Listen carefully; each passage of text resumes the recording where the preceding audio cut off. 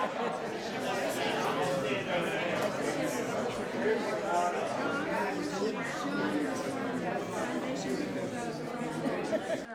hear it for S.O.M.O.S, this wonderful literary organization that brings us together to share stories. And tonight, to share stories about being on the road, man. You know, I think everybody in the world either has or wants to have a story about the road. I'm going to read a short prose poem about LA in the 90s. It's called Cruise, and it's after Conrad Cooper's painting Cruise Control. We were Lady Elvi barreling down the 10. That golden Mercedes convertible, someone's father's car, the upholstery of which must have been made from newborn lambs. The first car phone I ever saw lived in a compartment between the two front seats and weighed as much as a pair of combat boots. With my feet on the dash, I rung up the firm in whose waiting room I should have been sitting, about to interview for a job I neither wanted nor deserved. When I threw my briefcase over my head onto the highway, it bounced twice before it became roadkill. That moment, living in the elbow crook of that horrible time when they started wisping away nice boys who, having no stake, said vermilion hair would be perfect, better if it stuck straight up, as if pointing to heaven. All bright colors and sharp edges, we went on walkabout, except we were stacked in a stinky pacer, the 9 of us. Now snow joins the perpetual wind. Drifts remain caught in frozen acrobatics by the wire fences that stand between the highway and God. It swirls in random patterns like a computer screensaver, riding but inches above the asphalt. Her small, wind-whipped car, a microcosmic world, careens past angels and ghosts. She discovers images in the undulating mist, in the flying snow. Sad brown eyes, velvet ears, a wagging black tail, and they are gone. Her hands grip the steering wheel with mounting anxiety. This is reality TV. This dangerous but necessary trip to her house. The snow glistens, sparkling like road bling. This 12-hour ride is a dark one, like something out of a Dean Koontz novel. Grabbing for another allusion, she channels Betty Davis, reminding herself, fasten your seatbelts. It's going to be a bumpy night. Remember, somewhere west of Bitter Creek, you stopped for that roughneck renegade leaning into the wind who told you he was so hungry he could eat the ass off a skunk? Remember the eat-em-up truck stop, neon blazing like Christmas with the voltage cranked and all those big buckets of bolts blowing diesel in the parking lot? Remember how your roughneck pal went silent over chicken fried steak, and how you picked at a piece of pecan pie from the Pleistocene, and how the cat-eyed waitress called you hun and made it all okay? Remember dropping your new friend off at daybreak, Highway 189, north to Diamondville, and how he told you to keep the shiny side up and the greasy side down, and how you said, for sure, and how it was easier to believe back then that everyone was a good buddy just waiting to happen. The name of this essay is Rosalita, and this is for Hank. We called her Rosalita, a vintage VW van we drove from Boston to Mexico. Hank and I were newly in love and ready for adventure with my daughter Sarah. Rosalita would take us there. In Goeta, Hank, bored from highway driving, turned onto a dirt road that appeared to be a shortcut to where we were heading. Soon we were on a dusty trip with no certain destination in a foreign country. We didn't pass homes, we didn't see people. Finally though, we came to a sign.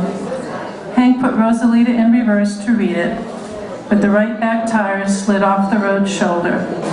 He couldn't do anything as the van toppled slowly into its side into a brush-filled gully. Thankfully, we were unhurt.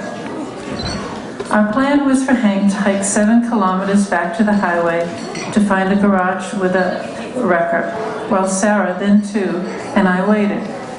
But just then a bus rumbled toward us filled with local folk and livestock, and decorated with plastic flowers and statues of Jesus and Mary. Pushed inside the van for a blanket, papers, food, and water. Sarah and I found a shady spot, but we weren't alone for long. People came down a path, presumably from the village whose name was on the sign. They talked rapidly and gestured, but even with my infantile knowledge of Spanish, I understood that Sarah and I were in danger. Now I should add at this point, this was Thanksgiving Eve one year. I'd come up to spend Thanksgiving, so here it is, a Wednesday, the night before Thanksgiving, and I got a busted transmission. Lucky to get a room and had no idea what lay in store for me. A room was available, and George Schumacher, then owner of El Monte, knew a mechanic, Reggie Vigil, whose shop wasn't too far away. So far, so good. George called Reggie, who said, bring the truck over. Then I walked back to El Monte, got ready for a long winter night, maybe several long winter nights. An hour or so later, I decided to walk up to the plaza and see the sights. But as I was walking up Paseo del Norte, I was surprised to see Reggie drive by in my truck. Hard to believe, my truck already running normally. I ran back to El Monte and found Reggie there with my wheels, which had already been repaired. In less than 2 hours, I should add. Seems the boulder I hit had just bent some little arm or some lever on the transmission. He dropped the pan, bent it back, minor repair. Not only that, a minor repair by an honest mechanic. Any mechanic could have taken me around the block for many hundreds of dollars on repairs and even told me the transmission had to be replaced. I would have had to believe them. Reggie's charges for the work he did were minor, and I was on my way, worry-free for Thanksgiving. One time, driving from New York City to Saratoga Springs, a 3-hour drive through many toll booths, I had to downshift at each approach, pump the brake pedal, and merge in and out of traffic, finally coming to a stop to pay the toll. On that same trip, I drove into a curtain of rain just as I took exit 24 off the New York State Thruway. Flicking the wiper switch brought nothing but a distinct smell of melting rubber, followed by a puff of smoke under the dash. I stopped dead and had to park and sleep, cramped and cold on a damp vinyl bench. The rain quit in the night, and I woke to a stone gray day. Again, I had to improvise. As the mud splashed up from the road, I reached my arm out the window and poured water while driving from my military canteen, clearing just enough windshield to get where I was going. People think it takes gumption to hitchhike. I say it's a gift. My winter commute is a half-hour ride up Ski Valley Road from the K-Tau parking lot at the edge of Taos to my job as a ski instructor. Each morning, I see that white mountain beckon, stick out my thumb, and get a cosmic lesson. You always get the ride you were meant to have. One driver asked, want to know why I haven't picked up a hitchhiker in 35 years? Because I'm still married to the last one I picked up. True. I even got a ride with Santa one Christmas Day. Our fellow humans can be bold, inventive, and funny. So can we. I've learned some good stories and bad jokes. What was born of necessity one day became grace. Hitchhiking is good for the soul, the planet, and the pocketbook. I give rides too. We are learning to trust in life's wild flow instead of trying to control every inch of the journey. Twice now, folks pulled over, Texas plates, and asked before they let me in the back seat with kids if I had a gun. No, do you? I say. Then we laugh. One of the best rides ever was from a Taos artist I used to run into in Buenos Aires, a place where everyone walks. One apple blossom Taos morning, I watched as shopkeepers swept the sidewalks and Mr. Taos artist rode up Not in a car, he was on his horse. Sadly, Taos is short on horse parking these days, and he wanted to duck into a shop. Would I like to ride? I took the reins. I tried to look cool, heading down Doña Luz on that beautiful horse, but a goofy grin kept sliding across my face. See? You always get the ride you were meant to have. Pristine that intensifies with time. As each day the surface slightly melts and refreezes, creating an ever smoother expanse. With my lover at the wheel, I've gazed out the blazer window hour by hour, silently reciting the sentence, "Snow glazes these hills like fondant on a wedding cake." For 600 miles, my imagination has been fondled by this creamy mantra, the word fondant superimposed and repeated over acres of snow like a baptismal name blessing, both spiking and sating a childlike craving. The thought is nothing, as the snow is nothing. When the journey is over, it will quickly melt away and be as though it never was, unless I wed thought to pen and pen to paper. So crystallizes the recognition that all is a fiction, which paradoxically strengthens the joy in making it, mixing words like a batter that anyone can lick off the spoon as a cool, sweet thickness and epiphany of nothingness. I will consider myself successful if my reader lets the words fondant and snow dance on the tongue for a moment, then dissolve into the mystery from whence they came. It's astonishing, really, how long it can take to write a single sentence. Not, you understand, in the actual act of moving pen across paper, but in what might be called pre-writing. One night as my DJ friend's jazz shift was winding down at the Athens Armed Forces radio station, a guy called in saying he was looking for American voices to dub a spaghetti western, one of those films made with a cheap international cast hired for their faces that a small studio locally then dubs into several languages. So when Barker's show ended, we drove in my VW Bug past the Hilton Hotel to the edge of downtown where two six-lane roads merged. It looked like everybody with a car was merging, honking, yelling, flirting, and rubbernecking out of their windows. I eased the gray VW with the flower decals into the tide of little sardine cars, lots of Fiat 500s, the smallest car ever mass-produced. About half the cars needed a muffler job and the other half were honking. I was sure my VW was going to get T-boned. A guy ahead of me stuck his hand at the driver in front of him, fingers spread wide. "That's right, buddy, give him 5, said Barker. "What's that?" I said. "Giving 5 to Greeks, Steve, is roughly like giving the finger, only you give all 5. I worked myself up to the question, have you ever flown out of the body? He laughed. I knew you were going to ask me that. He gestured toward the railing around the mattress. The closest I've ever come to it was here. I tied a rope around my waist on the other end of the railing while Cassidy drove about 100 miles an hour. My feet flew out behind me. I could maneuver on the airwaves. He scratched his chin, gave me a saucy look. You could try rubbing your naked body with belladonna and hog fat and get on a broom. And since I've never tried it, I don't know whether it works or not. We both fell back grinning like coons as the soft wind caressed our faces and the evening sunlight burnished the trees. The slender road followed the silvery curves of the river. Sometimes a great notion happened right around here, he said. Have you read it? Yes. He leaned forward, a spark in his eye. All of it? Yes, it's a good book. Nobody on the farm has read it. Not all of it. I wrote it when I was living in a house right around here. Watch for it. We passed a tall wooden house under the trees, framed in silhouette by the river. There!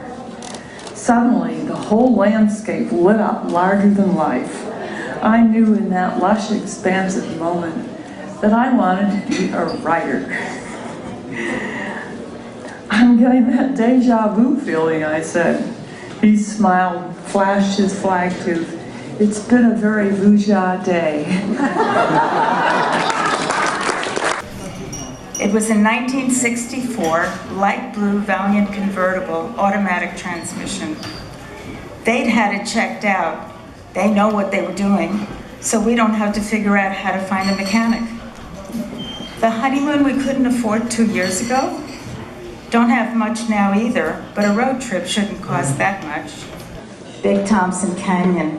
Now this is a canyon. Skyscraper high cliffs on either side of the torrential river thundering right next to our little blue car.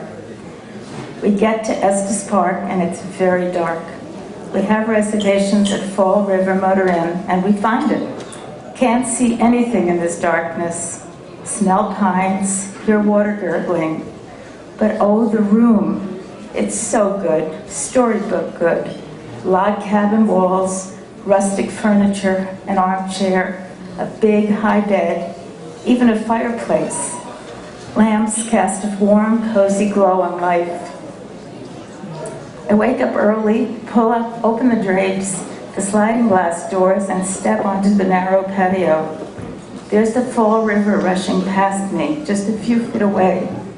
Chipmunks scurrying and chattering, birds singing, chirping, ponderosa pine, and cliffs I can't see the tops of on the other side of the stream.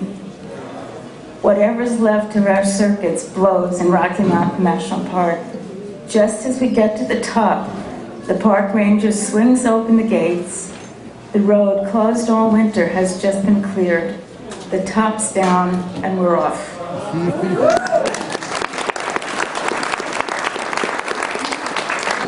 Everyone had this to say: that car is never going to make it cross-country. You're taking a real safety risk in your vehicle. That was the German mechanic who resembled Hitler in upstate New York. That car isn't going to make it past Cleveland, dummy, my little brother Joe. Yet I knew my car, and I knew its quirks. Its inability to start when it rained or snowed. I too have seasonal affective disorder, so I got it. Or its tendency to break down when other people drove it. The fact that the original owner of my Volkswagen was named Linda Richmond was also symbolic. This was the Mike Myers' famous Saturday Night Live character, the host of Coffee Talk. But then I found Walter, a veteran VW mechanic in Smithfield, Rhode Island. His shop was like a shrine to Volkswagens of days past. Retired saintly 60s Carmen Gias and devious 1970s Beetles. He had seen them all, fixed them all, and had encyclopedic knowledge about every Volkswagen that ever lived. In 90 minutes, he fixed everything. Driving away, I couldn't stop smiling. I knew my little car was the outlier. I had always rooted for the underdog, and this time was no different. When I arrived at my brother's restaurant in Providence, Rhode Island, I learned that the wait staff had actually placed cash bets on which state my car was predicted to break down. He loved driving in challenging weather, and he did so with the precision of an accelerator engineer. We beat the storm driving south, and by dinner time we were in the warmer climate of Pecos, Texas. After stopping for barbecue, a real Texas experience for this California girl, we got back on the road to Galveston. It took us about 20 minutes to realize we hadn't seen another car in either direction since turning onto this highway. We must have taken a wrong turn. We pulled to the side of the road to look at the map, but before figuring out where we were, C began to rig some speakers up to the hood of the truck. Just as the electrical connection was made, Waltz Across Texas with You came through the speakers. C made a dancer's bow, took my hand, and led me to the center of the road. gazing into each other's eyes under the full, full moon. We waltzed around the double yellow line on the empty Texas highway. The Blue Bullet. I wonder what it's like driving one of those cars, I was thinking.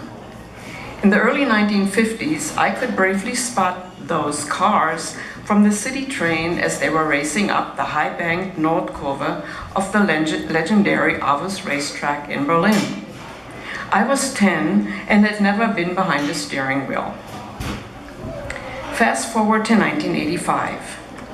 Trent, my husband, realized a long-held dream. He bought an open-wheel race car.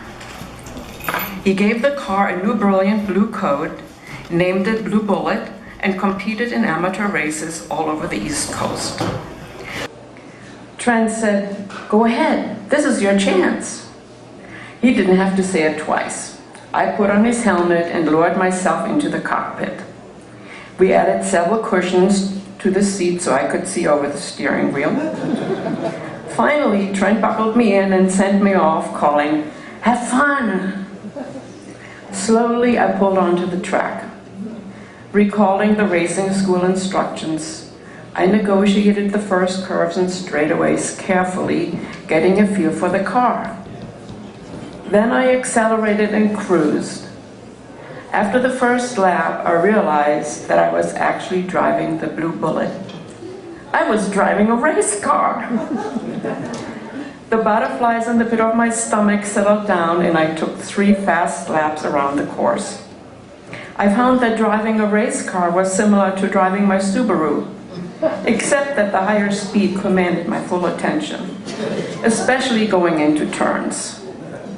Going top speed on the straights brought back the butterflies. It felt great. And I'm trying to remember to drive at the speed limit. As the rental car agent mentioned, the New Mexico Highway Patrol likes to give tickets.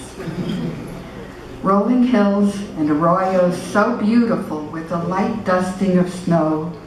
Pinon and sage brighten the mid-afternoon snow-reflecting light. Surprise at Midwestern early commercial, Main Street, Espanola. Entering a canyon, but no longer harboring expectations that any range would contain Taos Mountain. Coming around the horseshoe, driving up and over the top, and then a world I had never seen, never felt, never imagined spread out before me. I gasped at magnificence. My heart soared out over the land, over the gorge, over the river's path, as free and as high as the golden eagle. And then, my car has come to a standstill. I'm looking eye to eye with a highway patrolman staring through my window, looking at me, who had a great big dumbstruck grin across my face. "Lady, you were speeding." "Officer, I couldn't help it. I just felt so carried away, so happy." Sometimes you have to go out before you can come back. This is called trucking therapy.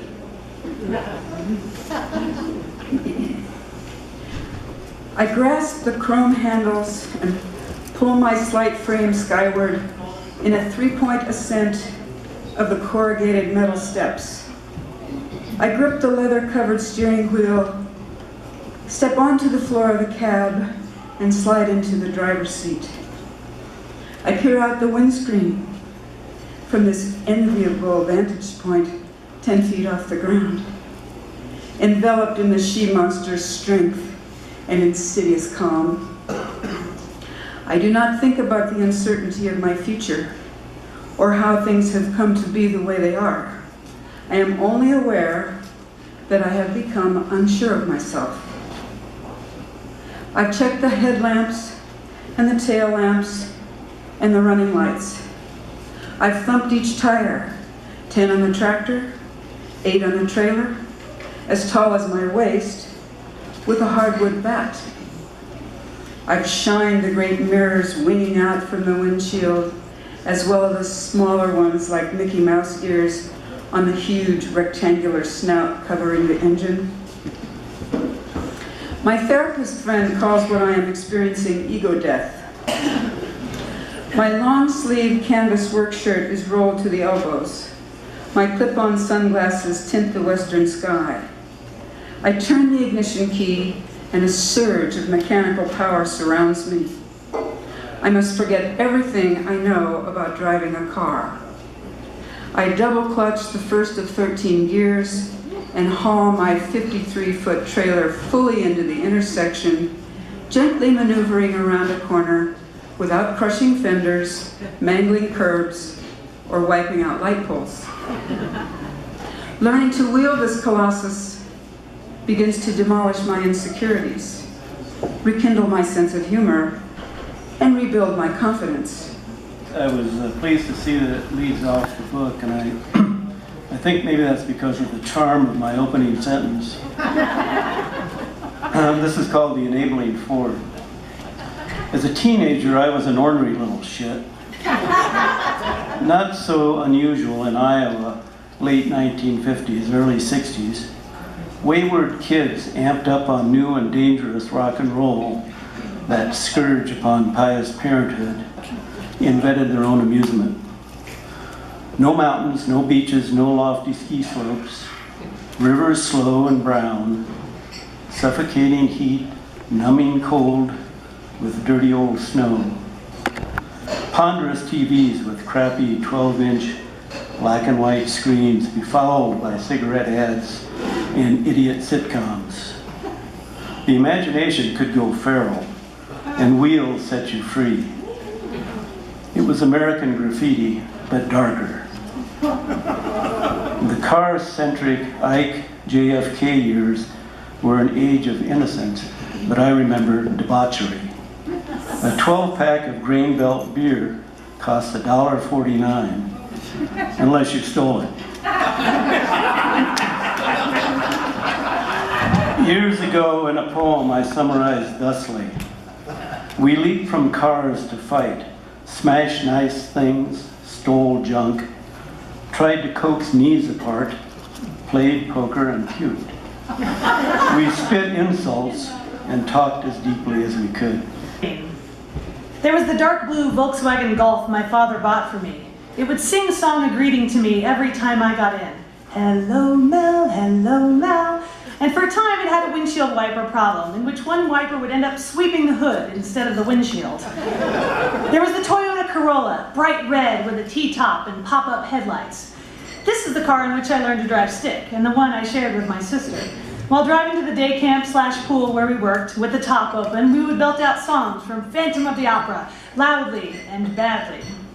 There was Mojo, who was only a loner, a beast of a vehicle. A 1970s model Toyota Land Cruiser, Mojo was possibly the biggest car I've ever driven. It was a work truck and had that smell of old dirt and grease. It smelled vintage. I only got to drive Mojo for about a month. I put in an offer to buy him, but it was rejected. I'm not sure I'm over it.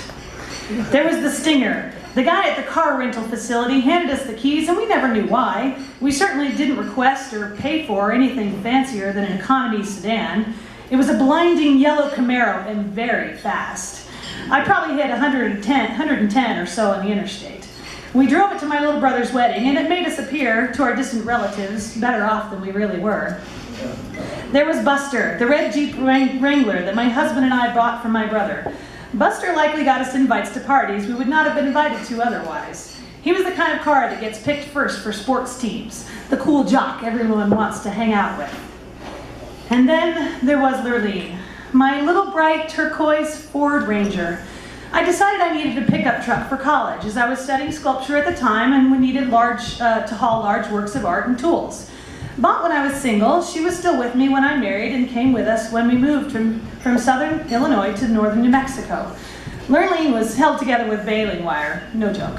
She always rattled and had some sort of transmission problem that was never resolved, making it difficult to drive up even the smallest hill. Not very suitable for living in the mountains. My girlfriends and I settled on 8, but I'm glad I came a little early, as there is only one table left. A pint of blonde ale in my hand, I slide onto the booth's hard, cold cement seat that runs the length of the Taos Ale House. Their wheels, casting huge, crisp shadows on the long white wall, I am acutely aware of the 2 old bicycles hanging from the ceiling. I've developed a serious aversion to them. I am now directly aligned under one. My mind takes over with a live nightmare and flashes on the thin rubber of the airless tire that will provide no protection as the cycle plummets. Its rusted wheel gouges my skull and renders me deaf, dumb, or disabled. In addition to my injury, the wheel will destroy my new cut and color by William, the premier stylist in town. I'll look a mess in my coffin if the fall proves fatal. The front door's open. I look up. No. I force myself to become distracted by the noise. The decibel level at the Taos Ale House can get intense.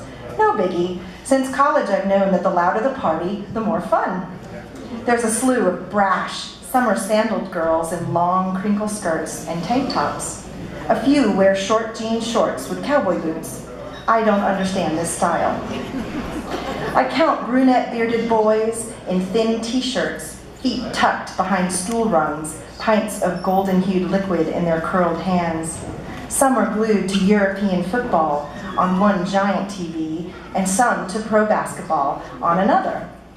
I know next to nothing about either sport, but recognize the LA Clippers due to the recent splash of news about the team's owner, a Chicago-born billionaire whose racial rants were recorded and exposed by his stunning black and Latin mixed-race girlfriend.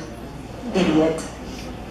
The TV over the bar in front of me goes dark for a nanosecond. The reflection on the screen flashes a fuzzy image of the looming bicycle. A rock in my throat. I look toward the door. No. Twisting slightly, ear to shoulder, I glance up at the bike. The gears glint their teeth at me.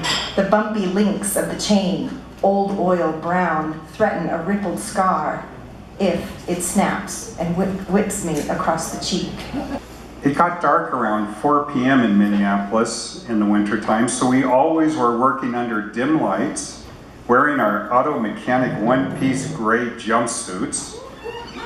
And since it was the 60s, we all had long hair, smoked Camels, and sounded so damn smart.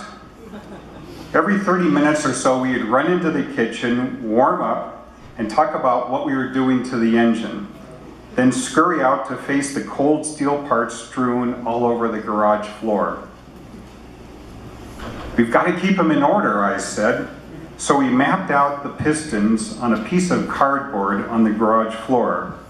The replacements of the rings and the other pieces went fairly well, and we had the car reassembled after only 3 nights in that bitter cold garage. It won't start, I told my dad when he came home from work. We put the pistons back in the right place, and he said, "You did?" "Dinner's ready," Mom yelled. "Wash up downstairs and take off those filthy clothes. Leave them down there. Everyone is waiting." We quickly went downstairs, scrubbed our hands with borax until we bled. Then we cleaned the rest of our muddy and greasy stuff on the clean towels that Mom had given us. Then we headed upstairs, our faces still lined with the grease marks. Our 7 other siblings were waiting at the table patiently, which was a bit of a surprise. "So how's it going?" asked Jennifer, our oldest sister. Okay, I think," was all I could reply, not knowing why the car wouldn't start. "Sounds good," she replied. "Pass the mashed potatoes, please." The next day I called up the shop that sold me the piston ring kit and told them about my predicament. "Better bring it in," they suggested. "How?" I asked lamely. "Tow it. We can pick it up for $35 if you want." I didn't expect to keep shelling out money, but quickly realized that Mark and Paul were fed up with the car, and I couldn't do it on my own. The next day the shop picked up the car. Sir, you put number 4 piston in the number 2 slot. That's your problem. Yeah, take yours, Alan. Come on. Mine? No, it's a dark and